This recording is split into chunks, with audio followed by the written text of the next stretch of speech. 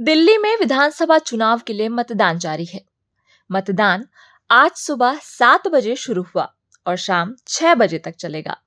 सभी 70 निर्वाचन क्षेत्रों में व्यापक सुरक्षा व्यवस्था के साथ मतदान हो रहा है। 699 उम्मीदवारों के लिए 1,56,00,000 से अधिक मतदाता अपने मताधिकार का प्रयोग करेंगे। राष्ट्रीय राजधानी में स्वतंत्र, निष्पक्ष और शांतिपूर्ण मतदान सुनिश्चित करने के लिए व्यापक व्यवस्था की गई है। 70 विधानसभा क्षेत्रों में 13,700 से अधिक मतदान केंद्र बनाए गए हैं। सभा ने संसद के दोनों सदनों की संयुक्त बैठक में राष्ट्रपति के अभिभाषण पर धन्यवाद प्रस्ताव को स्वीकार कर लिया है। प्रधानमंत्री नरेंद्र मोदी के जवाब के बाद कल ध्वनिमत से प्रस्ताव को स्वीकार कर लिया गया। धन्यवाद प्रस्ताव पर बहस का जवाब देते हुए प्रधानमंत्री ने संविधान में निहित मूल्यों को मजबूत करने के लिए अपनी सरकार की अटूट प्रतिबद्धता पर प्रकाश डाला। राष्ट्रपति के अभिभाषण का उल्लेख करते हुए, जिसमें संविधान के 75 वर्ष पूरे होने पर व्यापक रूप से चर्चा की गई, प्रधानमंत्री मोदी ने इस बात पर जोर दिया कि संविधान के अनुच्छेदों के अलावा इसकी भावना को भी जीना चाहिए और हम इसके साथ खड़े हैं।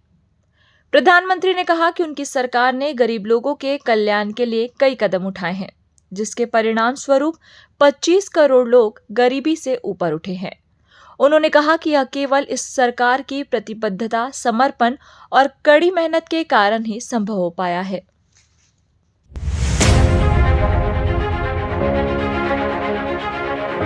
केंद्रीय ग्रामीण विकास मंत्री शिवराज सिंह चौहान आज हाइब्रिड मोड में एक राष्ट्रव्यापी पहल वाटरशेड यात्रा का शुभारंभ करेंगे।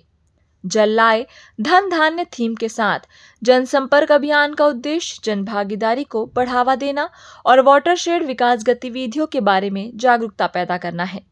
इस अभियान में 26 राज्यों और 2 केंद्र शासित प्रदेशों की 6,673 ग्राम पंचायतों को कवर करते हुए 805 परियोजनाओं में लगभग 60 से 90 दिनों के लिए वैन की आवाजाही शामिल होगी।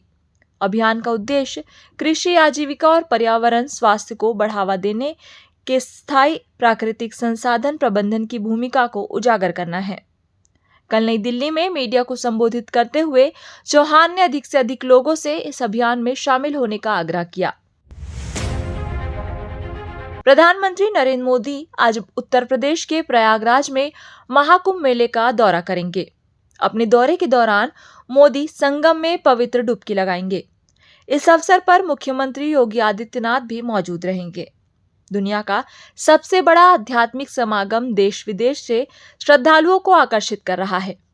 अपनी यात्रा के दौरान प्रधानमंत्री त्रिवेणी संगम पर पूजा करेंगे, जो गंगा, यमुना और सरस्वती नदी का संगम है। महाकुंभ में उनके साधु संतों से मिलने की संभावना है।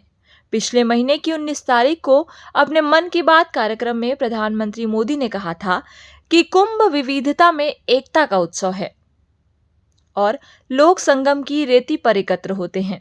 उन्होंने यह भी कहा था कि कुंभ में अमीर और गरीब एक साथ आते हैं और संगम में डुबकी लगाते हैं, जो देश की एकता को दर्शाता है।